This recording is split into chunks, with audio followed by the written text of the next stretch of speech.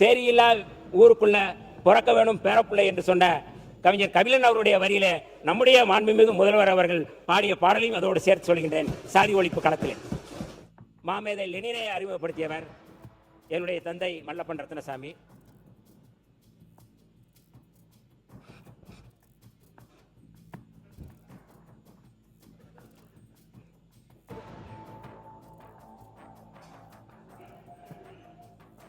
இது என்னுடைய கன்னி உரை அல்ல, வன்னி உரை. நாங்கள் வந்த பாதை என்பது தீக்கிரையாக்கப்பட்ட அந்த குடிசையின் சாம்பலிலிருந்து வந்தவர்கள் நாங்கள். இது பானை அல்ல, பட்டத்து யானை என பானை சின்னத்தில் வாக்களித்து வெற்றி பெற வைத்த எங்களுடைய தலைவர் எழுச்சி தமிழர் அவர்கள் இதே அவையிலே சட்டமன்ற உறுப்பினராக அமர்ந்தவர். அந்த அவையில் என்னையும் அவர் அமர வைத்து அழகு பார்த்தார். இன்றைக்கு என்னை எழுத வைத்து பேச வைத்து போராட வைத்த ஒரு மகத்தான ஒரு போராளி தலைவராக இருக்கிறார். சட்டப்பேரவை எதிர்க்கட்சி தலைவருமான மாண்புமிகு உதயநிதி ஸ்டாலின் அவர்களுக்கு என்னுடைய நன்றியை இந்த நேரத்தில் தெரிவிக்க கடமைப்பட்டிருக்கின்றேன். நாங்கள் தொடர்ந்து நன்றிகளை சொல்லிக்கொண்டே தான் இருக்கின்றோம். ஆனால் அந்த பகுதியில் பேசக்கூடியவர்கள் யாருமே எங்களுடைய தலைவர் எழுச்சி தமிழர் தொல்காப்பியர் திருமாவளவன் அவர்களுக்கு நன்றி சொன்னதாக தெரியவில்லை. இது என்னுடைய கன்னி உரை அல்ல, வன்னி உரை. ஆகவே இந்த வன்னி உரைக்கு கொஞ்ச நேரம் அமைதியாக இருந்து அனுமதி கொடுக்குமாறு நான் பணிவன்போடு கேட்டுக்கொள்கின்றேன். முதலில் தமிழ் வணக்கத்தை நான் தெரிவித்துக் கொள்கின்றேன். எத்திசையும் புகழ் மணக்க இருந்த பெறும் தமிழடங்கே, உன் சீரிழமை திறம்புயர்ந்து செயல் மறந்து வாழ்த்துதுமே வாழ்த்துதுமே என்று மனோன்மணியம் அவருடைய வரிகளில் என்னுடைய அன்னை தமிழுக்கு நான் வணக்கத்தை தெரிவித்துக் கொள்கின்றேன். பட்டினி கிடந்து பசியால் மெலிந்து பால்பட நேர்ந்தாலும், கட்டுடல் மெலிந்து கைகால் வளைந்து கவலையுற்றாலும், வாழ்வு கெட்டு நடுத்தருவோடு கடந்து கீழ்நிலையுற்றாலும், எந்தன் தமிழ் வளர்க்க வாழ்வு கெட்டு நடுத்தருவோடு கடந்து கீழ்நிலையுற்றாலும், மன்னன் வளர்த்த தமிழ் மகளை தொட்டு வளர்ப்பேனா என்று சொன்ன உணர்ச்சி கவிஞர் காசியானந்தன் அவருடைய வழிகளிலே தமிழ் மகளுக்கு என்னுடைய வணக்கத்தை தெரிவித்துக் கொள்கின்றேன். இப்பொழுது அவை வணக்கத்தை தெரிவித்துக் கொள்கின்றேன். சொற்கோட்டம் இல்லாது செப்பம் ஒருதலையா உட்கோட்டம் இன்மை பெறின் என்ற வள்ளுவருடைய குரலுக்கேற்று நேர்மையும் நெஞ்சுறுதியும் சொல்லில் நீதியும் நியாயமும் நடுநிலையும் கொண்ட மாண்புமிகு பேரவைத் தலைவர் அவர்களே, காட்சிக்கு எளியன் கடுஞ்சொல்லன் அல்லனேல், காட்சிக்கு எளியன் கடுஞ்சொல்லன் அல்லனேல் மீக்கூறும் மன்னன் நிலம் என புகழ்பட மக்களாட்சி நடத்தி வரும் மாண்புமிகு முதலமைச்சர் அவர்களே, மாண்புமிகு எதிர்க்கட்சி தலைவர் அவர்களே, மாண்புமிகு அமைச்சர் பெருமக்களே, மேனாள் முதலமைச்சர் மாண்புமிகு எடப்பாடி பழனிசாமி அவர்களே, மாண்புமிகு சட்டமன்ற உறுப்பினர்களே, ஊடகவியலாளர்களே, உங்கள் அத்தனை பேருக்கும் என்னுடைய வணக்கத்தை தெரிவித்துக் கொள்கின்றேன். இப்பொழுது நன்றி வணக்கம், நன்றி கலந்த வணக்கம் என்று சொல்வார்கள். இப்பொழுது அந்த நன்றி வணக்கத்தை நான் தெரிவித்துக் கொள்கின்றேன். கடந்த 1/2/2008 அன்று தமிழ்நாடு சட்டப்பேரவையில் எதிர்க்கட்சி தலைவர் செல்வி ஜெயலலிதா அவர்கள் உரையாற்றும் போது, மாண்புமிகு பேரவைத் தலைவர் அவர்களே, 11/10/2007 அன்று விடுதலை சிறுத்தைகள் கட்சியைச் சேர்ந்த வன்னியரசு என்பவர் கைது செய்யப்பட்டார். தமிழ்நாட்டு காவல்துறையின் கியூ பிரான்ச் போலீஸ் அவரை கைது செய்தது. குற்றச்சாட்டு என்னவென்றால், விடுதலை புலிகள் இயக்கத்திற்கு உதவி புரிவதற்காக அவர் ஸ்டீரிங் வீல்ஸ், ப்ராப்ளர்ஸ் போன்ற ஹைஸ்பீடு போட்ஸ்களை உதிரி பாகங்களை பெற்று விடுதலை புலிகளுக்கு சப்ளை செய்தார் என்பதுதான் குற்றச்சாட்டு. காவல்துறையினர் நடவடிக்கை எடுத்து அவரை கைது செய்த போதிலும் ஒரே நாளுக்குள் அவரை ஜாமீனில் வெளியே விடப்பட்டார். பின்னர் 25/1/2008 அன்று விடுதலை சிறுத்தைகள் கட்சியினுடைய மாநாடு நடைபெற்றது. இந்த மாநாட்டுக்கு காவல்துறையினர் எப்படி அனுமதி அளித்தார்கள் என்பதுதான் கேள்வி. இந்த மாநாட்டில் திருமாவளவன் அவர்கள் பகிரங்கமாகவே விடுதலை புலிகள் இயக்கத்தை ஆதரித்து பல கருத்துக்களை சொன்னார். அதை பற்றி பலர் இங்கே பேசியிருக்கிறார்கள். என்ன சொன்னார் என்பதை அனைவரும் பத்திரிகைகளில் படித்தோம், அனைவருக்கும் தெரியும். அதன் பின்னர் இது ஒரு பெரிய பிரச்சனையாக உருவெடுத்தது. இந்த சட்டமன்றத்திலும் பல கட்சிகளை சார்ந்த உறுப்பினர்கள் இதை பற்றி கடுமையாக எதிர்ப்பு தெரிவித்து பேசினார்கள். திருமாவளவனை கைது செய், வன்னியரசை கைது செய் என்று இந்த அவையிலே கோஷம் எழுப்பப்பட்டது என்று முன்னாள் முதலமைச்சர் ஜெயலலிதா அவர்கள் என்னை கைது செய்ய வலியுறுத்திய இதே சட்டப்பேரவையில் என்னை அமர வைத்து அழகு பார்த்து இது பானை அல்ல பட்டத்து யானை என பானை சின்னத்தில் வாக்களித்து வெற்றி பெற வைத்த திண்டிவனம் தொகுதி மக்களுக்கு எமது நன்றி மலர்களை அவருடைய காலடியில் நான் சமர்ப்பிக்கின்றேன். விடுதலை சிறுத்தைகள் கட்சிக்கு விடுதலை சிறுத்தைகளுடைய வெற்றிக்கு பாடாற்றிய எங்களுடைய கட்சியினுடைய பொதுச் செயலாளர் நாடாளுமன்ற உறுப்பினர் திரு ரவிக்குமார் அவர்கள், தொகுதி பொறுப்பாளரும் கட்சியினுடைய தலைமை நிலைய செயலாளருமான தகடூர் தமிழ்ச்செல்வன், திண்டிவனம் தொகுதியினுடைய மாவட்ட செயலாளர் திரு மலைச்சாமி மற்றும் தோழர்கள் கவிஞர் சேரன், திலீபன், நாவரசு, திண்டிவனம் சாக்கடிஸ் மாவட்ட செயலாளர் சாமுவேல் எபினேசர் உள்ளிட்ட விடுதலை சிறுத்தைகளுக்கு என்னுடைய நன்றியை நான் தெரிவித்துக் கொள்கின்றேன். என் வெற்றியை விட வன்னியரசு வெற்றிதான் முக்கியமானது என எனக்காக தேர்தல் பரப்புரையில் ஈடுபட்டு என்னுடைய வெற்றிக்கு பாடாற்றிய திமுகவினுடைய இளைஞரணி தலைவரும் சட்டப்பேரவை எதிர்க்கட்சி தலைவருமான மாண்புமிகு உதயநிதி ஸ்டாலின் அவர்களுக்கு என்னுடைய நன்றியை இந்த நேரத்திலே தெரிவிக்க கடமைப்பட்டிருக்கின்றேன். அதேபோல ஆசிரியர் வீரமணி ஐயா அவர்களுக்கும் இந்த இடத்திலே நான் நன்றியை சொல்ல கடமைப்பட்டிருக்கின்றேன். எமது வெற்றிக்கு உறுதுணையாக இருந்த திமுகவினுடைய துணை பொதுச் செயலாளரும் நாடாளுமன்ற உறுப்பினருமான கவிஞர் கனிமொழி அவர்களுக்கும் என்னுடைய நன்றியை தெரிவிக்க கடமைப்பட்டிருக்கின்றேன். அதேபோல முன்னாள் அமைச்சர் சட்டமன்ற உறுப்பினர் மரியாதைக்குரிய அண்ணன் தங்கம் தென்னரசு அவர்களுக்கும் என்னுடைய நன்றியை தெரிவிக்க கடமைப்பட்டிருக்கின்றேன். திமுக மாவட்ட செயலாளர் மரியாதைக்குரிய திரு மஸ்தான் அவர்கள், பொறுப்பு அமைச்சராக இருந்து பாடாற்றிய முன்னாள் அமைச்சர் மாண்புமிகு அண்ணன் எம்ஆர்கே பன்னீர்செல்வம் அவர்களுக்கும், முன்னாள் அமைச்சர் மாண்புமிகு ஏவா வேலு அவர்களுக்கும், நாடாளுமன்ற உறுப்பினர் ஐயா ஜெகத்ரட்சன் உள்ளிட்ட திமுகவின் அத்தனை உறுப்பினர்களுக்கும் நான் நன்றி சொல்ல கடமைப்பட்டிருக்கின்றேன்.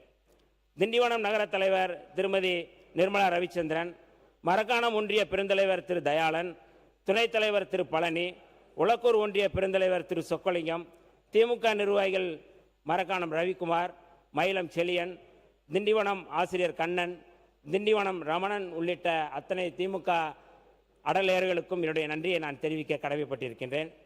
தோழமை கட்சிகளான இந்திய கம்யூனிஸ்ட் கட்சி, மார்க்சிஸ்ட் கம்யூனிஸ்ட் கட்சி, காங்கிரஸ் பேர் இயக்கம், இந்திய யூனியன் முஸ்லீம் லீக், மனிதநேய மக்கள் கட்சி, எஸ்டிபிஐ உள்ளிட்ட அத்தனை தோழமை கட்சி தோழர்களுக்கும் என்னுடைய நன்றியை நான் தெரிவிக்க கடமைப்பட்டிருக்கின்றேன். கூடுதலாக எமது வெற்றிக்கு உறுதுணையாக இருந்து என்னுடைய வெற்றியை உறுதிப்படுத்திய பாட்டாளி மக்கள் கட்சியினுடைய முன்னாள் மாவட்ட செயலாளர் திரு ஜெயராஜ் அவர்கள், முன்னாள் ஒன்றிய செயலாளர் திரு குமரன் உள்ளிட்ட அத்தனை தோழர்களுக்கும் என்னுடைய நன்றியை நான் தெரிவித்துக் கொள்ள கடமைப்பட்டிருக்கின்றேன். திண்டிவனம் தொகுதியினுடைய ஊடகவியலாளர்கள் அத்தனை பேருக்கும் இந்த இடத்திலே நான் நன்றி சொல்ல கடமைப்பட்டிருக்கிறேன். குறிப்பாக என்னை தொடர்ந்து என்னுடைய எழுத்துக்களை தொடர்ந்து தொடராக எழுத வைத்த நக்கீரனுடைய ஆசிரியர் நக்கீரன் கோபால் அவர்களுக்கும், ஊடகவியலாளர்கள் எஸ்கே முருகன், முத்துராமலிங்கன் அவர்களுக்கும், நான் ஊடகவியலாளராக சென்னையிலே பணியாற்ற தொடங்கிய போது சுதேசமித்திரன் நாளிதழில் என்னை உதவி ஆசிரியராக பணிபுரிய வைத்து என்னை சென்னையிலே தங்க வைத்த மரியாதைக்குரிய முன்னாள் உள்துறை செயலாளர் சுதேசமித்திரனுடைய ஆசிரியர் தடா நாகராஜன் அவர்களுக்கும் நான் நன்றியை தெரிவித்துக் கொள்கின்றேன். அதேபோல் நியூஸ் தமிழினுடைய தொலைக்காட்சியினுடைய உரிமையாளர் சகிலன் அவர்கள், கண்ணன் அவர்கள், சரவணகுமார் அவர்கள், நியூஸ் 7 தொலைக்காட்சியுடைய நிறுவனர் சுப்பிரமணியன் அவர்கள், நியூஸ் 18 ஆசிரியர் கார்த்திகை செல்வன் அவர்கள், புதிய தலைமுறையினுடைய ஆசிரியர் சமஸ் அவர்கள், விஜயன், கார்த்திகேயன் அவர்கள், அதேபோல் தந்தி தொலைக்காட்சியினுடைய ஹரி, அசோகா அவர்கள், தினத்தந்தியினுடைய ஆசிரியர் சுகுமார் அவர்கள், தினகரனுடைய சுரேஷ் அவர்கள், விகடன் குழுமத்தினுடைய ஆசிரியர் விகேஷ் அவர்கள், சத்தியம் தொலைக்காட்சியினுடைய ஐசக் அவர்கள், பாலிமர் தொலைக்காட்சியினுடைய தினேஷ் அவர்கள், ஊடகவியலாளர் கவிதா முரளிதரன், ஹிண்டு கோலப்பன் உள்ளிட்ட அத்தனை ஊடகவியலாளருக்கும் என்னுடைய நன்றியை தெரிவித்துக் கொள்கிறேன். தேர்தல் நேரத்தில் இவர்களெல்லாம் என்னை ஊக்கப்படுத்தி இம்மாதிரி நீங்கள் செயல்பட வேண்டும் என்ற உத்தியை வகுத்தவர்கள். ஆகவே அவர்களுக்கும் இந்த நேரத்தினுடைய நன்றியை நான் தெரிவிக்க கடமைப்பட்டிருக்கிறேன். மேலும் எனது வெற்றிக்கு கடும் களமாடி என்னை வழிநடத்தி வரும் எனது இணையர் ஆதிரை அவர்களுக்கும், அண்ணன்கள் ராமமூர்த்தி, வீரகுமார் அவர்களுக்கும் இந்த நேரத்தினுடைய நன்றியை தெரிவித்துக் கொள்கின்றேன். எப்போதும் ஆலோசனைகளை கூறி ஊக்கப்படுத்தி வரும் கட்சியினுடைய பொதுச் செயலாளர் மரியாதைக்குரிய முன்னாள் சட்டமன்ற உறுப்பினர் சிந்தனை செல்வன் அவர்களுக்கும் எனது நன்றியை தெரிவித்துக் கொள்கின்றேன். எப்போதும் என் மீது அக்கறை கொண்டுள்ள தென் மாவட்டங்களில் பழைய ராமநாதபுரம் மாவட்டம், இன்றைய விருதுநகர் மாவட்டம், அந்த மாவட்டத்தில் இன்றைக்கும் பேருந்து வசதி இல்லாத கிராமம்தான் நான் பிறந்த அயன் ரெட்டியப்பட்டி கிராமம். சொந்த ஊரில் இருந்து வந்து, அப்படிப்பட்ட அந்த ஊரிலிருந்து வந்து திண்டிவனம் தொகுதியில் தங்கி களப்பணியாற்றிய உறவுகள் மனோகரன் உள்ளிட்ட அத்தனை பேருக்கும் நன்றியை தெரிவித்துக் கொள்கின்றேன். என்னோடு இருந்து தேர்தல் பணியில் களமாடிய தம்பிகள் முதல்வன், சேர்மத்துறை, சஜித்குமார், ஹாரிஸ், இளவழகன் மற்றும் ஊடகவியலாளர் சந்தோஷ் உள்ளிட்ட விடுதலை சிறுத்தைகள் யாவருக்கும் எனது நன்றியை உரித்தாக்குகிறேன். தமிழ்நாடு முழுக்க இளைஞர்களை திண்டிவனத்தில் ஒருங்கிணைத்து பாடாற்றிய தம்பி ஜெஃப்ரி, அஜித் செல்வராஜ் உள்ளிட்ட தோழர்களுக்கும், படப்பை தியாகு உள்ளிட்ட தோழர்களுக்கும், கலைக்குழுக்களாக களமாடிய மக்கள் மன்றம் தோழர்கள் மகேஷ், ஜெஸ்ஸி, பழங்குடி இருளர் பாதுகாப்பு சங்கத்தின் பேராசிரியர் பிரபா கல்விமணி உள்ளிட்ட அத்தனை பேருக்கும் என்னுடைய நன்றியை தெரிவித்துக் கொள்கிறேன். இத்தோடு சேர்த்து நான் முக்கிய நன்றியை நான் தெரிவிக்க கடமைப்பட்டிருக்கின்றேன். 1758 1759 ஆண்டு பிரெஞ்சு படை சென்னை மாகாணத்தில் சென்னையை இங்கே தாக்கும் பொழுது இந்த கோட்டையிலே நின்று இந்த கோட்டையை பாதுகாத்த ஒரு படை இருக்கிறது. அன்றைக்கு பிரிட்டிஷார் படை வந்து பல்வேறு ரெஜிமெண்ட்டுகளை உருவாக்கினார்கள். மகாராஷ்டிராவிலே மகர் ரெஜிமெண்ட் ஒன்று இருந்தது. அதேபோல் சென்னையிலே பறையர் ரெஜிமெண்ட் ஒன்று இருந்தது. அந்த ரெஜிமெண்ட் தான் பிரெஞ்சு படையை வீழ்த்தி இந்த கோட்டையை காப்பாற்றியது.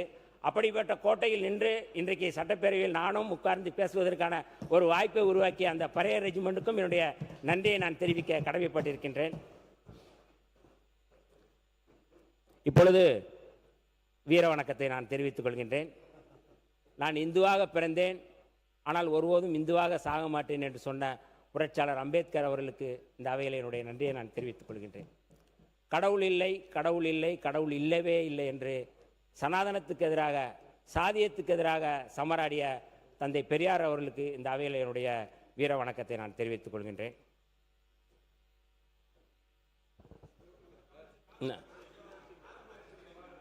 மாமேதை கார்ல் மார்க்ஸ் அவர்களுக்கும் என்னுடைய வீர வணக்கத்தை தெரிவித்துக் கொள்கின்றேன். சமத்துவத்திற்காக சாதி ஒழிப்பு களத்தில் களமாடி வீரச்சாவடைந்த போராளிகள் இமானுவேல் சேகரன், மேலவளவு முருகேசன் உள்ளிட்ட அத்தனை சாதி ஒழிப்பு போராளிகளுக்கும் என்னுடைய வீர வணக்கத்தை தெரிவித்துக் கொள்கின்றேன்.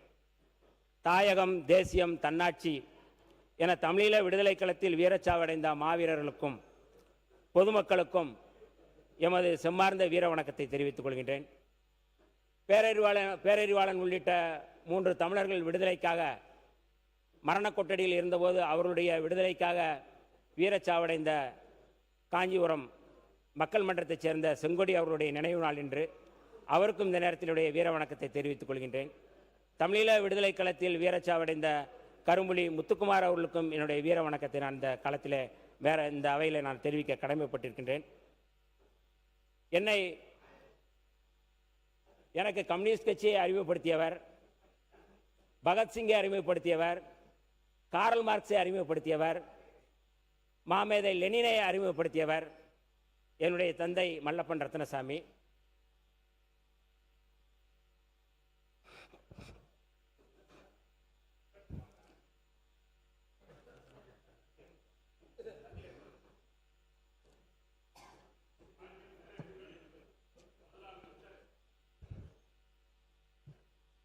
போராட்ட களத்தில் எப்போதும் என்னை ஊக்கப்படுத்தி வந்தவர்.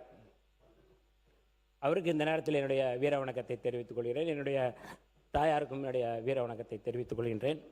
அதேபோல் விடுதலை சிறுத்தைகளுக்கு உயிரூட்டிய எங்களுடைய அங்கனூர் தந்தை தொல்காப்பியன் அவர்களுக்கும் என்னுடைய வீர வணக்கத்தை தெரிவித்துக் கொள்கின்றேன். இந்த நாள் மிக முக்கியமான நாள், வரலாற்று சிறப்புமிக்க நாள்.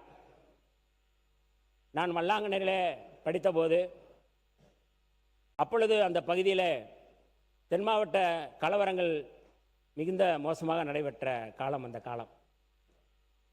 இந்த கலவரத்தை தடுத்து நிறுத்துவதற்காக என் உயிரே போனாலும் நான் இந்த கலவரத்தை தடுத்து நிறுத்துவேன் என்று தென் மாவட்டங்களில் கலவரம் நடந்து கொண்டிருந்த சூழலிலே அந்த களத்திலே உள்ளே போய் மக்களை அமைதிப்படுத்திய ஒரு மகத்தான தலைவர் அங்கே இருந்தார். அவர்தான் முன்னாள் அமைச்சர் வே. தங்கப்பாண்டியன் அவர்கள். அவர்களுக்கும் திராவிட முன்னேற்றக் கழகத்தைச் சேர்ந்த விருதுநகர் மாவட்டத்தினுடைய மாவட்ட செயலாளர், அவருக்கும் இந்த நேரத்தினுடைய வீர வணக்கத்தை, செம்மார்ந்த வணக்கத்தை நான் தெரிவிக்க கடமைப்பட்டிருக்கின்றேன்.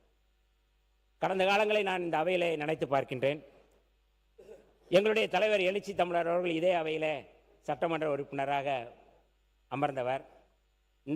அந்த அவையில் என்னையும் அவரை அமர வைத்து அழகு பார்த்தார்.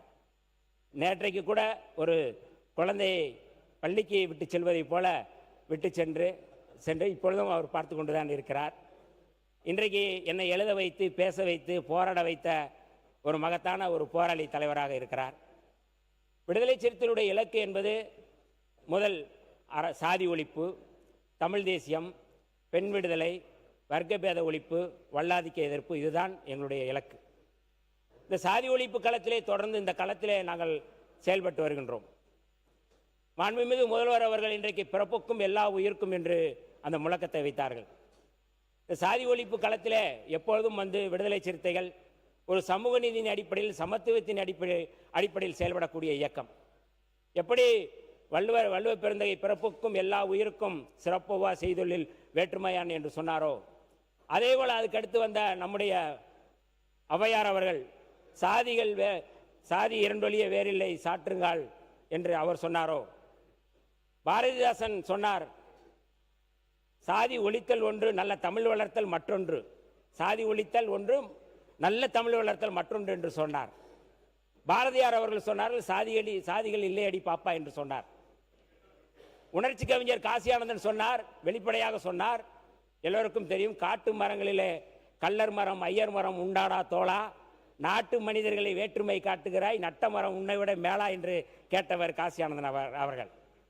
அந்த வரிசையில் நம்முடைய சமத்துவ கலைஞர் முத்தமிழறிஞர் கலைஞர் அவர்கள் சதிக்கு கால் முளைத்தால் சாதி என்று சாதிக்கு எதிராக அவர் களமாடினார். சமத்துவத்துக்கு எதிரானது சனாதனம். அந்த சமத்துவத்தை உருவாக்க வேண்டிய தேவை நமக்கு இருக்கிறது. அந்த சனாதனத்தை, வர்ணாசிரமத்தை கட்டமைப்பது இந்து மதம் என்று சொன்னவர் பேரறிஞர் அண்ணா அவர்கள். அவர்களுடைய வழியிலே எங்களுடைய தலைவர் எழுச்சி தமிழர் அவர்கள் சாதியத்தை வேறறுப்போம், தமிழ் தேசியத்தை வென்றெடுப்போம் என்று முழங்கினார்கள். அந்த வரிசையில் சேரியில்லா ஊருக்குள்ள பிறக்க வேணும் பேரப்புள்ளை என்று சொன்ன கவிஞர் கபிலன் அவருடைய வரியிலே நம்முடைய மாண்புமிகு முதல்வர் அவர்கள் பாடிய பாடலையும் அதோடு சேர்த்து சொல்கின்றேன். சாதி ஒழிப்பு களத்திலே அந்த வரிசையில் தான் விடுதலை சிறுத்தைகள் கடந்த 10 ஆண்டுகளுக்கு மேலாக 99க்கு முன்பு வர இந்த களத்திலே தேர்தல் புறக்கணிப்பு பாதையில் செயல்பட்டோம்.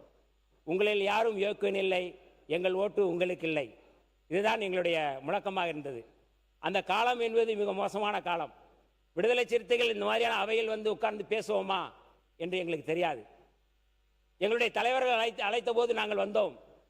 நீங்கள் எம்எல்ஏ ஆக வேண்டும், எம்பி ஆக வேண்டும், அமைச்சராக வர வேண்டும் என்று நீங்கள் எங்களுடைய கட்சிக்கு வர வேண்டாம். சிறைக்கு செல்லக்கூடியவர்கள் இந்த அவைக்கு வாருங்கள், என்னுடைய இயக்கத்திற்கு வாருங்கள், வாக்கரிசி போட்டுவிட்டு என்னோடு வாருங்கள் என்று சொன்னபோது அத்தனை பேரும் இயக்க இளைஞர்களாக நாங்கள் திரண்டோம். விடுதலை சிறுத்தைகள், விடுதலை புலிகளுடைய அந்த கொள்கையோடு சேர்ந்து தேர்தல் புறக்கணிப்பை, தமிழ்நாட்டில் ஒரு புரட்சிகரமான அரசியலை முன்னெடுக்க வேண்டும் என்கிற அடிப்படையில் தான் எங்களுடைய தலைவர் அவர்கள் இந்த கட்டமைப்பை உருவாக்கினார்கள். 1999 தேர்தல் பாதைக்கு வந்தோம். நம்முடைய பேரவைத் தலைவர் அவர்களுக்கு தெரியும், அன்றைக்கு ஐயா மூப்பனார் அவர்கள்தான் விடுதலை சிறுத்தைகளை தேர்தல் பாதைக்கு அழைத்து வந்தார்.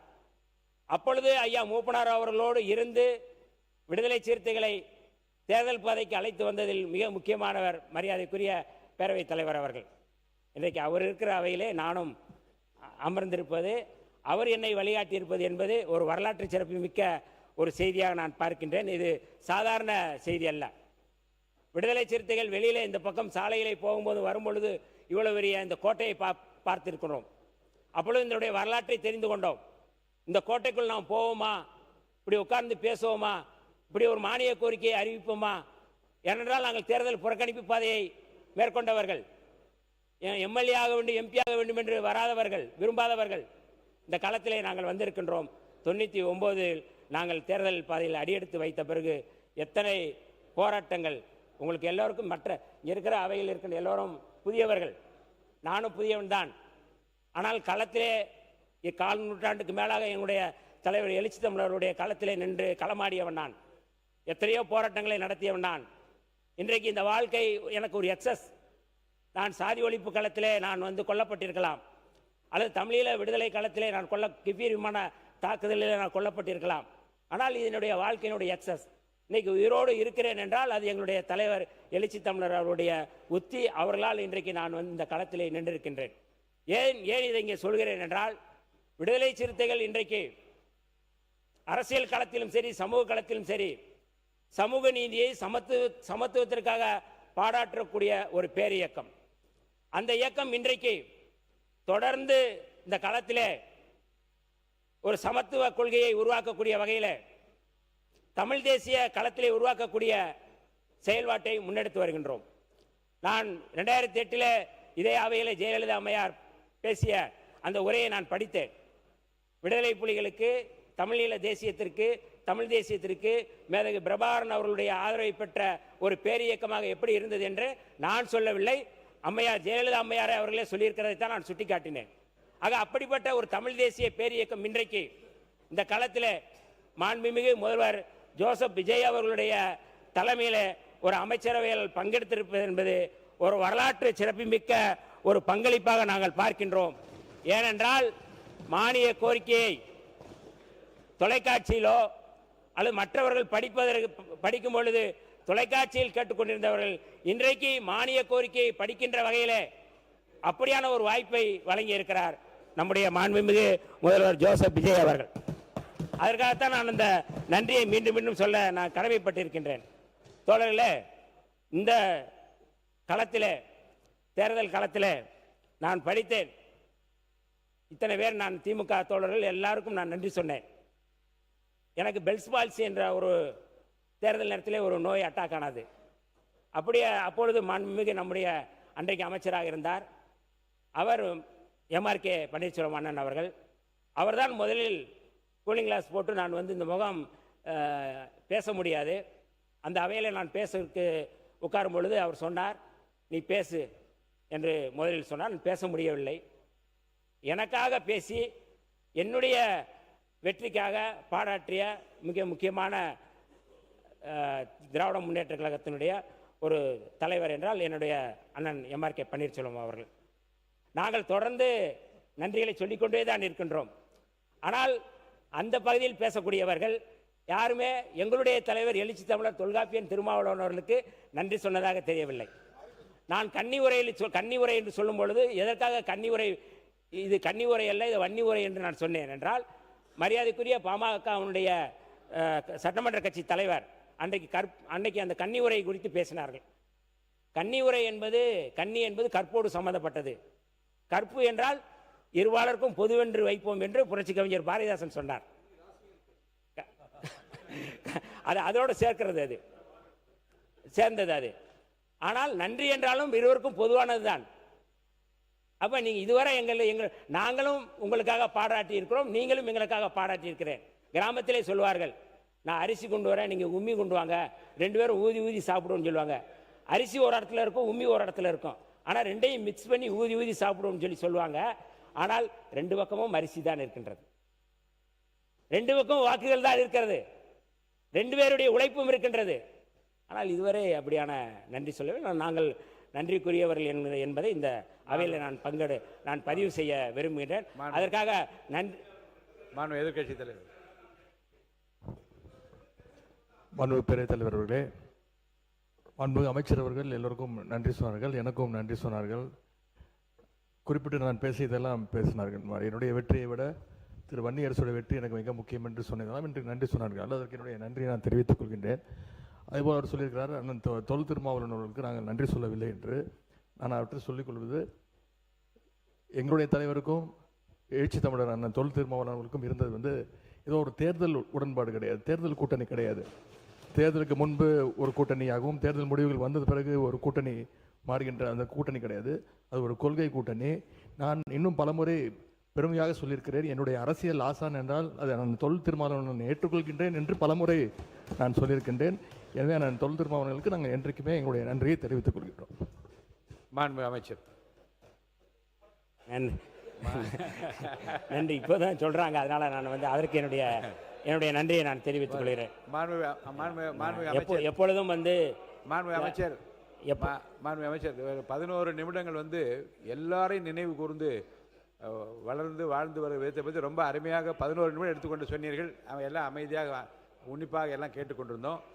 அடுத்து வணக்கமும் யார் யார் உதவி அதெல்லாம் அருமையாக சொல்லிவிட்டீர்கள். இன்னும் கொஞ்சம் இப்போ இருக்கிறங்க, இப்போதைக்கு நாங்கள் அனைவரும் அவை விரும்புவது மானிய கோரிக்கைக்குள்ளே வந்து நீங்கள் பேச வேண்டும் என்று விரும்ப முடிக்கணும். நீங்கள் ஏன்னா முதல் கிளைமாக்ஸ் நேற்று பேசிட்டு 2வது கிளைமாக்ஸ் இருக்கு, அந்த உரை என்கிட்ட இருக்குது, அதை நான் வந்து படிச்சிடறேன் நான். அதனால் மாண்புமிகு எதிர்க்கட்சி தலைவருக்கு மீண்டும் என்னுடைய நன்றியை தெரிவித்துக் கொள்கின்றேன். ஏன் இதை நான் இங்கே சொல்கிறேன் என்றால், விடுதலை சிறுத்தைகள் தவேகாவோடு கூட்டணி வைத்த உடனே தான் அந்த வார்த்தையை சொல்லக்கூடாது என்று சொன்னீர்கள். மாடல் அரசு என்று தவேகா அரசை வந்து விமர்சனம் செய்தார்கள். எங்களுடைய தலைவருடைய அல்லது எங்களுடைய அலுவலகத்திற்கு மாண்புமிகு முதல்வர் வந்தபோது ஒரு சோஃபா வந்தது. என்னுடைய அதே போல ஐயுஎம்எல் வந்தபோது நான் மாடல் சொல்லலை, நான் சொல்லலை, வேண்டாங்க, நான் சுருக்கமா விளக்கம் கொடுக்குறேங்க. இல்ல கொஞ்சம் நான் அது விளக்கம் கொடுக்கறதுக்காக வந்திருக்கிறேன். நான் நீங்க அப்படிப்பட்ட ஒரு அரசு, அந்த அரசில் நாங்கள் பங்கெடுக்கின்றோம். எங்களுடைய இலக்கு என்பது சமூக நீதி, சமத்துவம், இதுதான் எங்களுடைய இலக்கு. அந்த அடிப்படையில் தான் இந்த அரசை நாங்கள் வந்து ஆதரித்து இந்த அமைச்சரவையை பங்கெடுக்கின்றோம். ஏற்கனவே சொன்னேன், நாங்கள் வந்து சாதி ஒழிப்பு களத்திலே, தேர்தல் புறக்கணிப்பு களத்திலே செயல்பட்டவர்கள். இங்கே இருக்கின்றவர்களை விட எனக்கு கூடுதலான அக்கறை இருக்கின்றது, ஒரு இணக்கத்தை உருவாக்குவதற்கான அக்கறை இருக்குது. அதனால தான் இந்த சமூக நீதித்துறையில் நான் செயல்பட்டு வருகின்றேன். இன்னமும் கூடுதலாக ஏதோ நான் அமைச்சராகிவிட்டேன், என்னை வந்து தலைவர் அவர்கள் அந்த அமைச்சர் இருக்கின்ற அந்த சீட்டில் என்னை உட்கார வைத்தார்கள். இப்பொழுதும் சொல்கின்றேன், அவர் என்னை அமர வைத்து நீதான் மந்திரி என்று சொல்லி உட்கார வைத்தார். நாளை நீ எந்திரி போராட்ட களத்திற்கு போய் என்றால் உடனே செல்லக்கூடியவன் இந்த வன்னியரசு, விடுதலை சிறுத்தைகள். ஆகவே அமைச்சரவை என்பது எங்களுக்கு 2வது பட்சம் தான். ஏன் இந்த இடத்துல சொல்கிறேன் என்றால், நாங்கள் கடந்து வந்த பாதை அப்படி. நாங்கள் வந்த பாதை என்பது தீக்கிரையாக்கப்பட்ட அந்த குடிசையின் சாம்பலிலிருந்து வந்தவர்கள். நாங்கள் போராட்ட களத்திலே நாங்கள் வந்தபோது வெறுமனே ரத்தமும் சகதியாக அந்த ஆணவ படுகொலைகளிலிருந்து நாங்கள் வெளியே வந்தவர்கள். நான் ஆயுள் சிறைவாசியாக 2.5 ஆண்டுகள் நான் மத்திய சிறையில் இருந்தேன். அந்த சிறையில் நான் மட்டுமல்ல, என்னுடைய தந்தையாரும் அந்த ஆயுள் சிறைவாசியாக என்னோடு இருந்தார்கள். அவை முன்னவர் மாண்பு பேரவைத் தலைவர்களே, மாண்பு உறுப்பினருடைய அமைச்சருடைய விளக்கங்கள் பிரமாண்டமாக செஞ்சுட்டே இருந்தார், சொல்லிட்டே இருந்தார். வாழ்த்துக்கள். உனி மானிய கோரிக்கையில் வந்தால் நன்றாக இருக்கும். 4 நிமிஷம் தான் நான் பேசியிருக்கிறேன். நான் ஒரு 5 நிமிஷத்தில் நான் முடிச்சிடறேன். 5 நிமிடத்தில் நான் முடிச்சிடறேன். ஏன் நான் முடிச்சிட்டேன் பாருங்க, நான் கீழே வச்சிடறேன். நான் வச்சிடறேன். ஏன் இதை சொல்கிறேன்னா, நாங்கள் பதவிகளுக்காக பரிசுகளுக்காக இந்த களத்தில் வந்தவர்கள் அல்ல. எங்களுக்கென்று ஒரு இலக்கு இருக்கின்றது, எங்களுக்கென்று ஒரு தொலைநோக்கு பார்வை இருக்கின்றது. தேர்தல் வரும் போகும். விடுதலை சிறுத்தைகள் இயக்கம் மற்ற இயக்கங்கள் போன்ற அல்ல, இது ஒரு விடுதலைக்கான இயக்கம். விடுதலை மட்டுமே எங்களுக்கு முதன்மையானது. அதற்காக எந்த தியாகத்தையும் நாங்கள் செய்ய தயாராக இருப்பவர்கள். சாதி ஒழிப்பு களமா அமைச்சரவை என்றால் எங்களுக்கு சாதி ஒழிப்பு களம் தான் முதன்மையானது. அமைச்சரா அல்லது தமிழீழ விடுதலையா என்றால் எங்களுக்கு தமிழீழ விடுதலை களம் தான் எங்களுக்கு முதன்மையானது. ஆகவே எங்களை பார்த்து யாரும் இவர்கள் பதவிக்காக போனார்கள் என்று சொல்ல முடியாது. ஏனென்றால் நாங்கள் சமத்துவத்துக்காக, சமூக நீதிக்காக நிற்கக்கூடியவர்கள் என்கின்ற கருத்துக்காக அதை சொன்னேன். பொது தொகுதியில் ஒரு தலித்தை நிறுத்திவிட்டோம் என்று நேற்றைக்கு விமர்சனம் வந்தது. அது குறித்து கூட நிறைய பதில் சொன்னோம். அதை மட்டும் சொல்லி என்னுடைய உரைக்கு நான் செல்ல விரும்புகின்றேன். 234 தொகுதிகளிலும் ஒரு தலித், ஒரு ஆதிதிராவிடர் சமூகத்தைச் சேர்ந்தவர்கள் 234 தொகுதியிலும் போட்டியிடுவதற்கு சட்டத்தில் அனுமதி உண்டு, சட்டத்தில் உரிமை உண்டு. அதுதான் சட்டம். ஆனால் தனி தொகுதிகள் என்று சொல்லக்கூடிய அந்த 44 தொகுதிகளில் மட்டும்தான் அவர்கள் நிற்பார்கள். ஆனால் தலித் அல்லாத சமுதாயத்தைச் சேர்ந்தால் அந்த தனி தொகுதியில் நிற்க முடியாது. இது அரசியலமைப்பு சட்டம். நான் கேட்கக்கூடியது, இந்த அவையில் 44 தொகுதிகளில் அங்கே இருக்கின்ற அந்த தனி தொகுதிகளில் தலித் அல்லாதவரை நிறுத்த முடியாது. ஆனால் 234 தொகுதிகளிலும் தலித்துகள் இருக்கலாம். அப்படி இருக்கும் பொழுது எல்லா தொகுதியிலும் நிற்கக்கூடிய தகுதி உடையவர்கள், உரிமை உடையவர்கள், சட்டத்தின் அடிப்படையில் உரிமை உடையவர்கள் தலித்துகள்.